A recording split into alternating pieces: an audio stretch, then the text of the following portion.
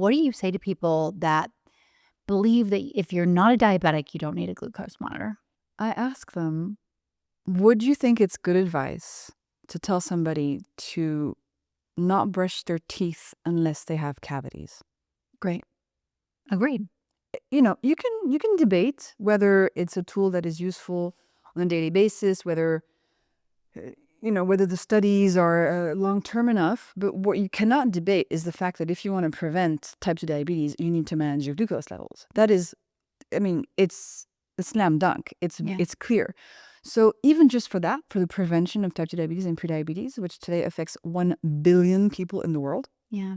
this should be a tool that is recommended. Now, people have different reactions to it. I personally think that testing it out for 2 weeks teaches you a lot. I'm not going to tell everybody you should wear one 24/7 every day of your life. Yeah. But I think it's an incredible tool to see how your food impacts you. And it really opens your eyes to what's going on inside your body. Because we're all disconnected. It's a little bit like, okay, it's 3 p.m. and you feel lethargic and you have sugar cravings.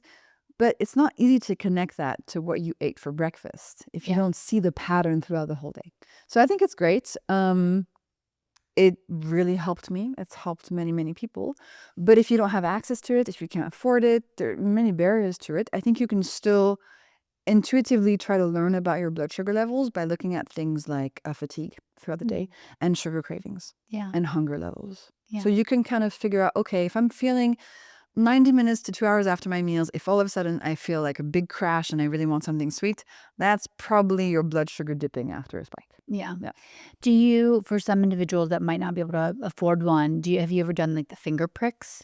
Yes, I have done the finger pricks. I find them very painful. Yeah, they are painful. And it's difficult to get a continuous curve, obviously, from the finger pricks. Yeah. But, like Stello, which is the company that I'm an ambassador for, which is a spin-off of Dexcom. Yeah. And they make an amazingly simple glucose monitor that's super accurate, and it's $100 for 2 weeks. So if you're able to, save up for that, I think it's a really good investment you can make into your own health. Yeah.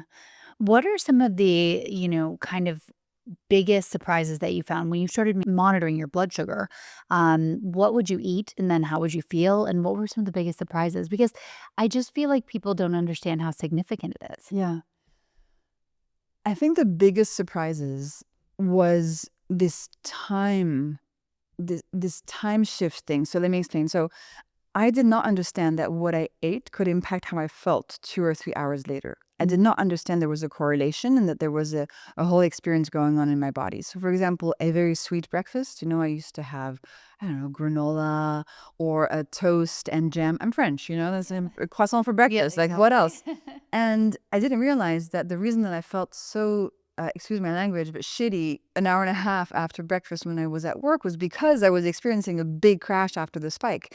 And so when I started managing that and having protein in the morning for breakfast and I saw my glucose levels did not move at all, it just changed how I felt inside my brain. Yeah. It's so significant. Today, I think if you paid me, I would not have a croissant for breakfast because I don't want to shoot my whole day.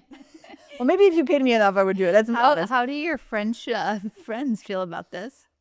Well, I think now the savory breakfast topic has come a long way and everybody realizes it's good. I think one thing my French friends fight me on is what time they have dinner. So I want to have dinner at 6 p.m. Yeah. And in France, you can't really have dinner before 8 p.m. or people think you're cuckoo. Yeah. So that's one thing I fight them on because if you have a big spike for dinner, then you have less deep sleep.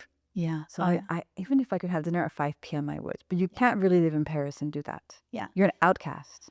Yeah, I know. I was telling you, I was there a few months ago and I would attend the dinner, but I would not eat because I had already eaten at 3 p.m. that day. Fun. Yeah. Everyone was like looking at me like I had a third eye, like, well, how come you're not eating? What's going on? And but I mean, I felt okay about it. That's where we have to strike the balance, right? Like I do believe that it's okay sometimes to not have a savory breakfast if you know where you're getting into. I think one thing that I don't want people to feel like is that I don't want people to not understand what they're doing. Like if you know it's going to spike you and it's going to make you feel not so good 2 hours later and you do it anyway, that's awesome. Yeah. Like live your life. Like, be happy. But if you don't know what's happening and you want to feel better and you feel stuck in this vicious cycle where you keep buying the fruit juice because it says high in vitamins and you keep feeling bad and your diabetes gets worse, those are the people I want to help. Yeah. I want to help you see what's really going on. And then you're a grown human. Like, make your own decisions. It's fine. But I want you to know what's really going on. How are the diabetes numbers in France? I mean, they're pretty wild here. They're And pretty wild obviously, here. type 2 diabetes is a lifestyle condition. So, Absolutely. I don't know them off the top of my head, yeah, but they're definitely better than in the US. not surprising. Yeah. Although we did just have, there's been a big news break. Have you seen it with the new food pyramid? Yes. What do you think about that? I think it's pretty cool now. The base of the pyramid is not stuff that spikes your blood sugar levels. Yeah. So, telling people it was 8 servings of grains per day. It's just mad. And I'm so glad that's been overturned. I think it's a great update. I mean, it's not perfect and there's still a ways to go, but I think just showing people, hey, you should not be having carbs as the basis of your diet is a great message. Yeah. It's a great message.